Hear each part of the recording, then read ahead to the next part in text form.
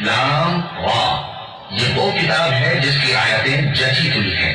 پھر یہ کہ اللہ حکیم و خبیر نازل کرنے والے کی طرف سے بتفصیل بیان کی گئی۔ اس کا پیغام یہ ہے کہ اللہ کے سوا کسی کی عبادت نہ کرو، اور میں اس کی طرف سے تم کو ڈر سنانے والا اور خوشخبری دینے والا ہوں۔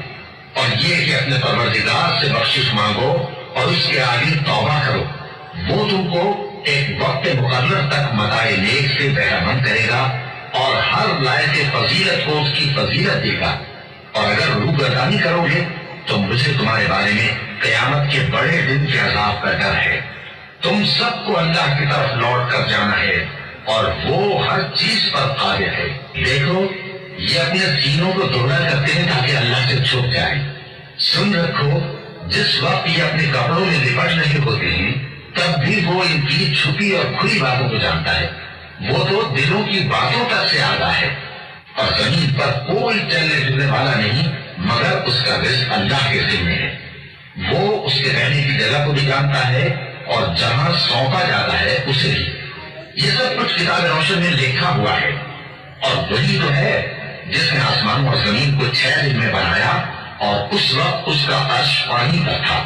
تمہارے پیدا کرنے سے مقصود یہ ہے کہ وہ تم کو آزمائے کہ تم میں عمل کے لحاظ سے کون دیتا ہے۔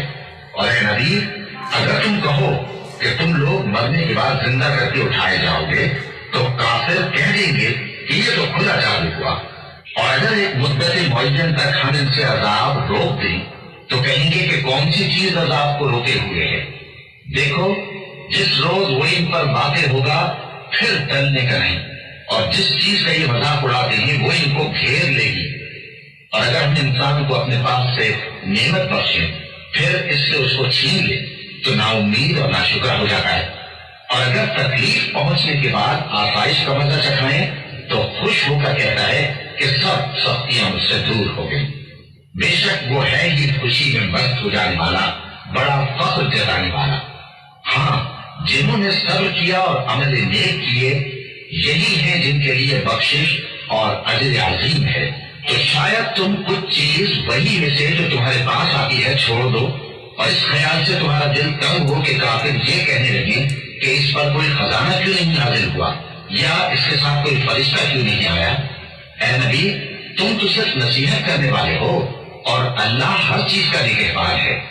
کیا یہ لوگ کہتے ہیں کہ اس نے قرآن از خود بنا لیا ہے؟ کہہ دو کہ اگر سچے ہو تو تم بھی ایسی 10 صورتیں بنا لاؤ اور اللہ کے سوا جس کو بلا سکتے ہو بلا بھی لو۔ بس اگر وہ تمہاری بات قبول نہ کریں تو جان لو کہ یہ قرآن اللہ کے علم سے اترا ہے، اور یہ کہ اس کے سوا کوئی معبود نہیں۔ تو کیا تم لوگ اسلام لاتے ہو؟ جو لوگ دنیا کی زندگی اور اس کی زیب و زینت کے طالب ہوں، ہم ان کے اعمال کا بدلہ انہیں دنیا ہی میں دے دیتے ہیں، اور اس میں ان کی حق تلفی نہیں کی جاتی۔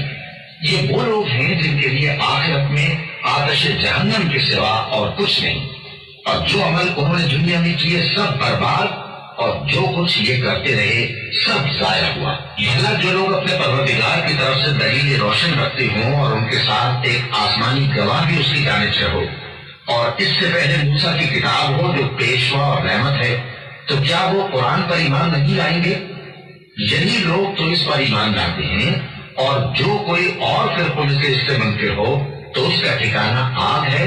تو تم اس قرآن سے شک میں نہ ہونا، یہ تمہارے پروردگار کی طرف سے حق ہے، لیکن اکثر لوگ ایمان نہیں لاتے۔ اور اس سے بڑھ کر ظالم کون ہوگا جو اللہ پر جھوٹ باندھے؟ ایسے لوگ اپنے رب کے سامنے پیش کیے جائیں گے اور گواہ کہیں گے کہ یہی لوگ ہیں جنہوں نے اپنے پروردگار پر جھوٹ بولا تھا۔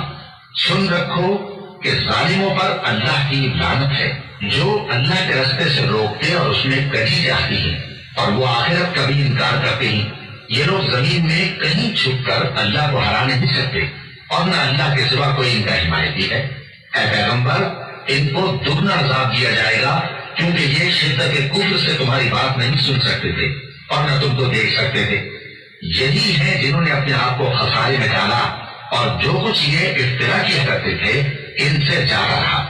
بلا شبہ یہ لوگ آخرت میں سب سے زیادہ نقصان پانے والے ہیں۔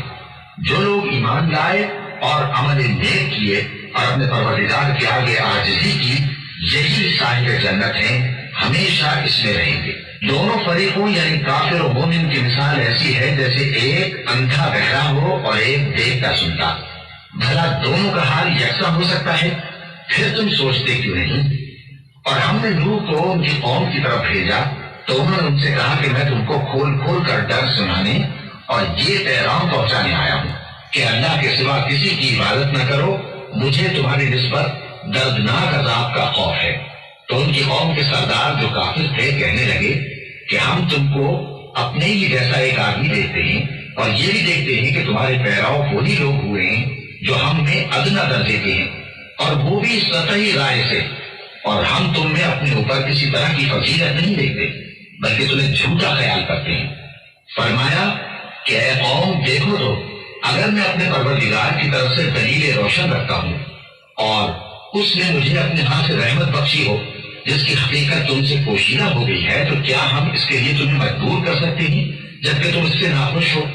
اور اے قوم میں اس نصیحت کے بدلے تم سے مال و زر کا مطالبہ تو نہیں کرتا، میرا صلہ تو اللہ کے ذمہ ہے، اور جو لوگ ایمان لائے ہیں میں ان کو نکالنے والا بھی نہیں ہوں، وہ تو اپنے پروردگار سے ملنے والے ہیں، لیکن میں دیکھتا ہوں کہ تم لوگ نادانی کر رہے ہو.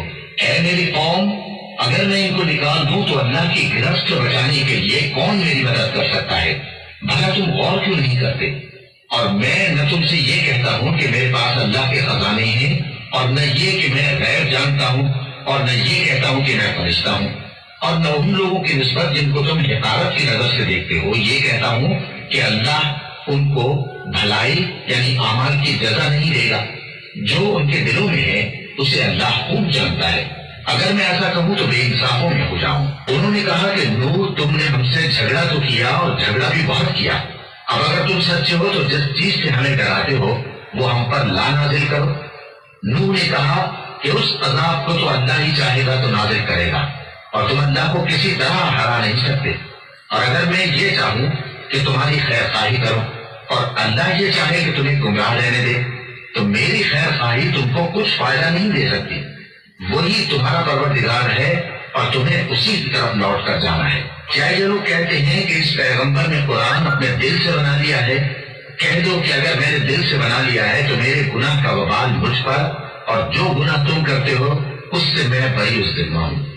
اور نوح کی طرف وحی کی گئی کہ تمہاری قوم میں جو لوگ ایمان لا چکے ان کے سوا اور کوئی ایمان نہیں لائے گا، تو جو کام یہ کر رہے ہیں ان کی وجہ سے غم نہ کھاؤ، اور ایک کشتی ہمارے حکم سے ہمارے سامنے بناؤ، اور جو لوگ ظالم ہیں ان کے بارے میں مجھ سے کچھ نہ کہنا کیونکہ وہ ضرور غرق کر دیے جائیں گے. اور نوح نے کشتی بنانا شروع کر دی، اور جب ان کی قوم کے سردار ان کے پاس سے گزرتے تو ان سے تمسخر کرتے.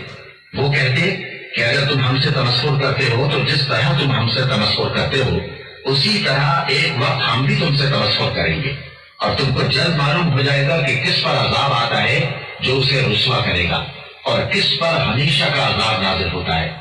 یہاں تک کہ جب ہمارا حکم آ پہنچا اور تنور جوش مارنے لگا تو ہم نے نوح کو حکم دیا کہ ہر قسم کے پالتو جانوروں میں سے جوڑا جوڑا یعنی ایک ایک نر اور ایک ایک مادہ لے لو، اور جس شخص کی نسبت حکم ہو چکا ہے کہ ہلاک ہو جائے گا اس کو چھوڑ کر اپنے گھر والوں کو اور جو ایمان لایا ہو اس کو کشتی میں سوار کر لو.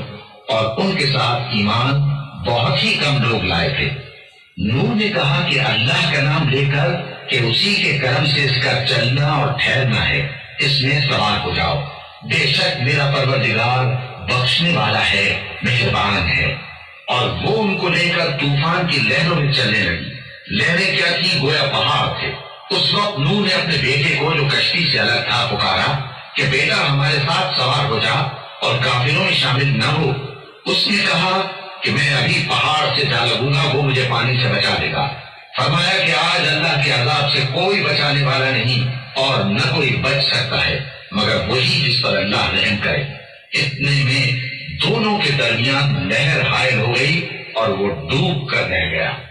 اور حکم دیا گیا کہ اے زمین اپنا پانی نگل جا اور اے آسمان تھم جا، اور پانی خشک ہو گیا اور کام تمام کر دیا گیا.